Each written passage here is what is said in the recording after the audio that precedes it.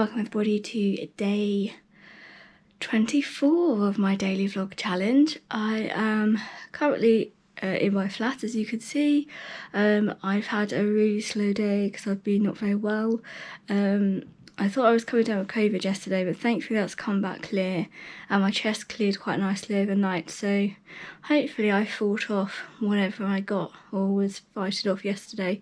And so I've just had a really restful day today, hoping that tomorrow perhaps I can get out, or in the next couple of days make the most of the opportunity to get out. So for today I thought we could take a little look at how I store my kit living in a basement flat, because behind me, I mean, it'd be hardly a surprise, will it, to know where I keep it, because there's a rucksack hanging on the door, but I have a dedicated cupboard and I thought I would show you in. Ta-da! Yes, this is my cupboard. I got all my rucksacks, bits and bobs in a drawer.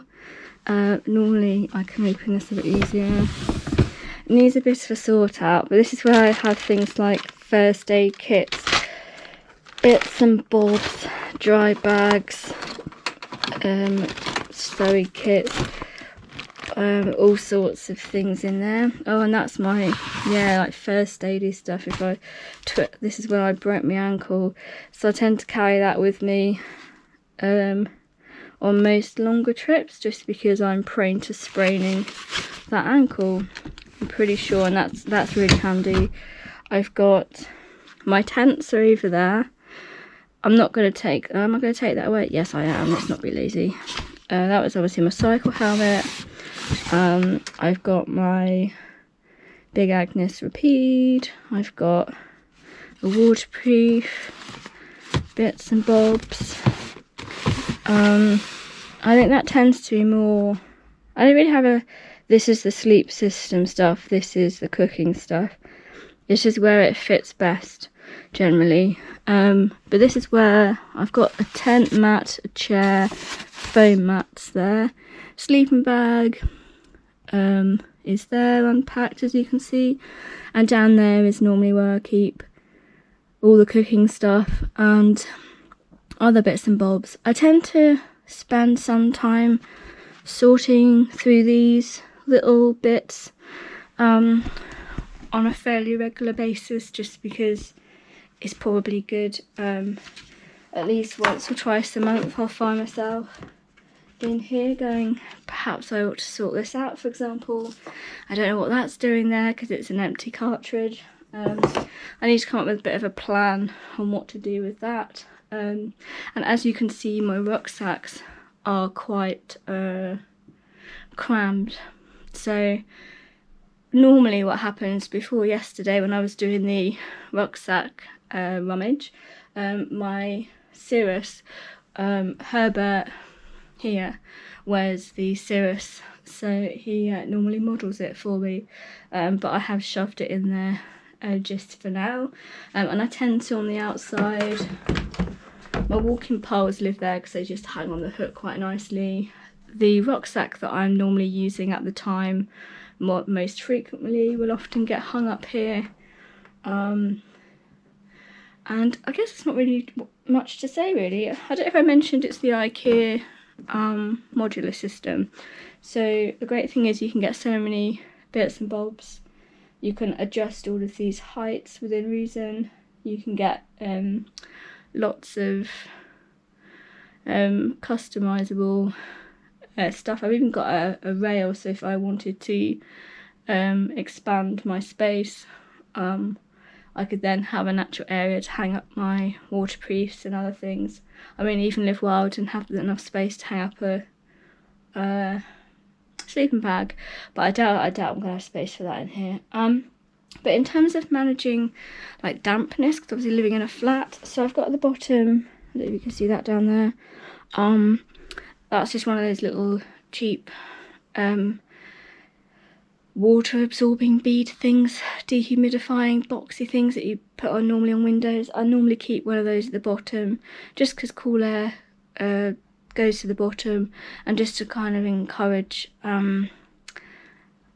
water not to be moisture lingering around that area, and I've not had any problems. I do try and air this cupboard out maybe once a week. I'll probably do like what I'm doing today, just leave the cupboard open for a bit, check everything's okay. I get out fairly often enough that I don't feel like I need to really overdo the checking. Normally bits of kit that I've not used for a few months, I'll get it out and just air it and check it over. But I don't feel like it needs any more maintenance because it's in a damp flat. And the way that I manage moisture generally in the flat anyway is I've got a dehumidifier and also a temperature and humidity reader, so I know exactly where I'm at with that, and I can use my dehumidifier to make sure the flat itself is kept in a reasonable humidity level. In terms of expansion, so my TV broke. It's behind me, I don't know if you can see it. Oh, let's leave that open. Who doesn't want to have a nice gulp at someone's kit? So yeah, my TV's down here, and this is the cupboard it lives in. Ta-da!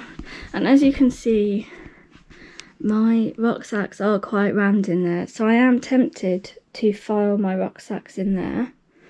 I would quite like to get rid of this cupboard perhaps, but I'm in a quandary because I quite like watching a movie, and so, but I say that I quite like watching a movie, but I haven't actually watched one in like months, and so I'm trying to think, well, do I really need this unit?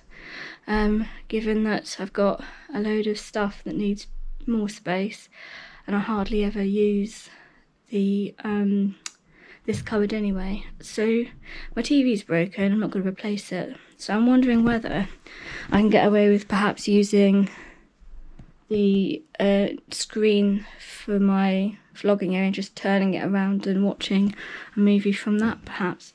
Basically, I've got thoughts. I need to think about what I'm doing. There were a lot of people doing recycling outside, and I'm sure we all want to listen to the cranking of glass.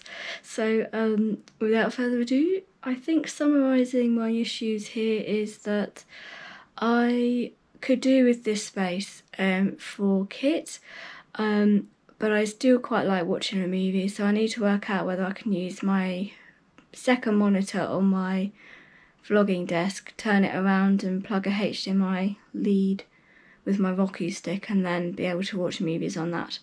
I think I have thought that that could be an option. This cabinet probably needs replacing with something that matches the other unit, and so it's a work in progress. It all fits in there, you know, just right now. However, it's like anything really, you know, do we ever have enough space? We need walls made of elastic, I think most people, especially if you've got outdoor kit.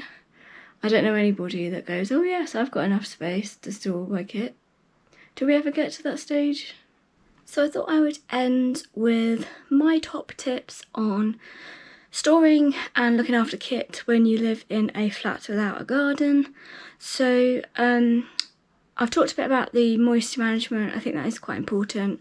My flat does not smell like a men's locker room. Sometimes when I'm airing the cupboard, I might get the odd, this smells like a bloke. However, not often. I think because I keep everything quite clean, as soon as I bring things back, everything gets a clean, and it's fairly airy compared to a lot of places. I really do try and keep up on the humidity levels and making sure things get a good air and a clean when it gets back. Things that I wouldn't store in that area, so I've got camping meals, and they are just susceptible. They make the whole lot in there smell of, I don't know, spag bowl. I think things that are designed and are quite smelly I wouldn't necessarily put in there. So I mean food wise, I don't store food in there. I think you're just asking for trouble in this environment. So I just will store camping food with the rest of my foodstuffs. I need to get a little box, or you know, what they call Tupperware, that I can put stuff in. But I'm just wary of yeah, keeping food and kit particularly close. Tins might be okay, but certainly with packets, you put packets in there. I think I had some of those meals, and I put them in the purple box there, and I think a week or two later I opened the door and I thought, yeah, this isn't the best place to store these, because you just get a whiff of spag bowl and you just think that's not what I want everything to smell of. So yeah, food and kit I would keep separate.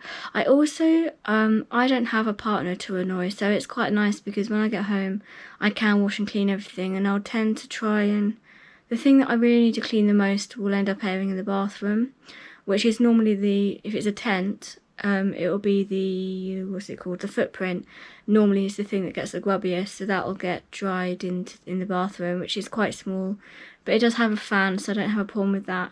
I've got my dehumidifier, so I can make the most of the dehumidifier, drying things out in the flat. And I've never found that I've ended up with a flat that smells like the outdoors or like a men's locker room. I don't have that issue, I think just because I kept things clean.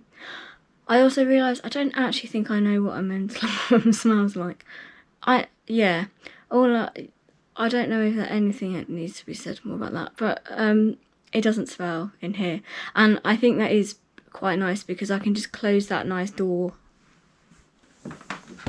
and you wouldn't know. You wouldn't walk into my flat if you're coming around for dinner and know that all my kit is in there. It just looks like another cupboard, and that's what I quite like.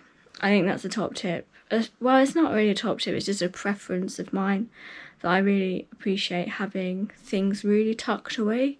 But the reality is a lot of kit does need air, so just think about that, how you're gonna keep your kit aerated if you keep it in a cupboard. But yeah, I think otherwise it really is just as simple as make it what you want. You make the most of whatever space you've got, I think. I've managed to fit all my walking and wild camping stuff in that little cupboard. It's a single wardrobe. It's not even a full-sized wardrobe. It says like one big door. So I think you'd be surprised what you can fit places. So yeah, take care of your kit, and I think you'd be alright even in a damp flat. I hope that's been helpful, and I will see you tomorrow.